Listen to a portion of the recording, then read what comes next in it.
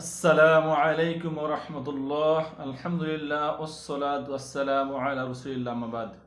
যাবতীয় প্রশংসা মহান আল্লাহ তাআলার জন্য, শান্তি বর্ষিত হোক শ্রেষ্ঠ নবী, প্রিয় নবী হযরত মুহাম্মদ সাল্লাল্লাহু আলাইহি ওয়াসাল্লামের প্রতি। আজ খুবই গুরুত্বপূর্ণ একটি বিষয় নিয়ে কথা বলবো। আমা তৌফিক ইল্লা বিল্লাহ।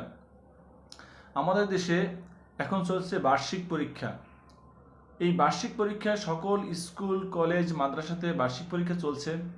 আর এই মুহূর্তেই আমাদের যে জাতি গড়ার কারিগর শিক্ষকরা আন্দোলনে নেমেছেন। তাদের অনেক দাবি দেওয়া আছে, তাদের বেতন বৃদ্ধি করতে হবে, নবম গ্রেডে যাবে, দশম গ্রেডে যাবে, কেউ কেউ আবার বাড়ি ভাড়া বাড়াতে হবে। এরকম অনেক ধরনের দাবি দেওয়া নিয়ে তারা মাঠে নামছে এই মুহূর্তে। কিন্তু যেই বাচ্চারা, যেই শিক্ষার্থীরা যে সারা বছর লেখাপড়া করছে, তাদের একটা মূল্যায়ন হবে এই বছর শেষে, সেইটার দিকে তাদের কোনো ভ্রুক্ষেপ নেই। শিক্ষা জাতির মেরুদণ্ড, আর এটা গড়ার কারিগর হচ্ছে যে শিক্ষকরা। তারা এই মুহূর্তে যে আন্দোলন নেমেছে, এটা একটি অযৌক্তিক আন্দোলন।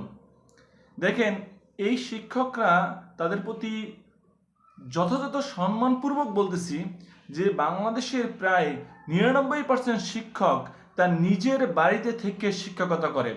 হয় বাড়ির কাছে স্কুল অথবা মাদ্রাসা, আপনার 500 মিটার বা 1000 মিটার মানে 1 কিলো অথবা 100 গজ 200 গজ দূরে যে সমস্ত স্কুল আছে, মাদ্রাসা আছে, সেখানে তারা শিক্ষকতা করে। তারপরও তাদের বাড়ি ভাড়া লাগবে। অধিকাংশ শিক্ষকরা তারা নিজের জমি জমাতে কৃষিকাজে হেল্প করে, তদারকি করে, তাদের মৎস্য চাষ করে, সকল ধরনের কার্যক্রম করার সাথে সাথে ফাঁকে স্কুলে একটু পাঠদান করে। এরপরও তাদের এত অনেক সমস্যা। আমি বাংলাদেশ সরকারের কাছে একটি আবেদন জানাই যে আমার একটা সাজেশন আছে, এই সাজেশনটা যদি আপনার কাজে লাগাতে পারেন, তাহলে কোনো শিক্ষকদের কোনো আন্দোলন থাকবে না। চিরতরে শিক্ষকদের আন্দোলন একবারে মোমবাতিতে আগুন জ্বালার জন্য ফুতলে নিভে যায়, ঠিক ওরকম নিভে যাবে। যদি আপনারা এই সাজেশনটা নিতে চান, সেই সাজেশনটা কি, যে প্রত্যেক শিক্ষকরা তাদের নিজ জেলায় চাকরি করতে পারবে না। কোনো শিক্ষক তার নিজ জেলায় চাকরি করতে পারবে না, এবং তাদের যেই জেলায় চাকরি করবে, এখন নিজ জেলায় তো চাকরি করতে পারবে না, অন্য জেলায় চাকরি করবে। এই যেই জেলায় সে যেই প্রতিষ্ঠানে যে এখন নিয়োগপ্রাপ্ত হবেন, ওখান থেকে প্রতি 5 বছর পর পর তাদের বদলি হবে। তাহলে তাদের আপনি 20% বাড়ি ভাড়া দেন, কোনো সমস্যা নেই। কিন্তু তার নিজ জেলায় সে চাকরি করতে পারবে না, 1 নম্বর। 2 নম্বর হলো প্রতি 5 বছর অন্তর অন্তর তাদের বদলি হবে অন্য অন্য জেলাগুলোতে। তাহলেই দেখবেন যে তাদের আন্দোলন কিভাবে থেমে যায়। এই রুলসটা আপনার একটা গেজেট আকারে পাশ করে দেন না। একটা গাছ যখন আপনি লাগান, সেখানে শিকড় গজাতে গজাতে গজাতে গজাতে গজাতে গাছটা বড় হয়, অনেক ডালপালা ছাড়ে এবং শিকড়গুলো গজায়, গাছটা একটা মজবুত হয়। ঠিক সেম ওয়েতে ওই শিক্ষকটা নিজের গ্রামের প্রতিষ্ঠানে চাকরি করতেছে, ওখানে চাকরি করতে করতে আজীবন ওই প্রতিষ্ঠান থেকে সে অবসরে চলে যান। আর এই ফালতু কিছু কিছু জিনিসগুলো নিয়ে তারা আন্দোলন করে। ছাত্রছাত্রীদের, শিক্ষার্থীদের, তারা তাদের যে ভবিষ্যৎ সম্পর্কে তারা কোনো মনোযোগই করে না।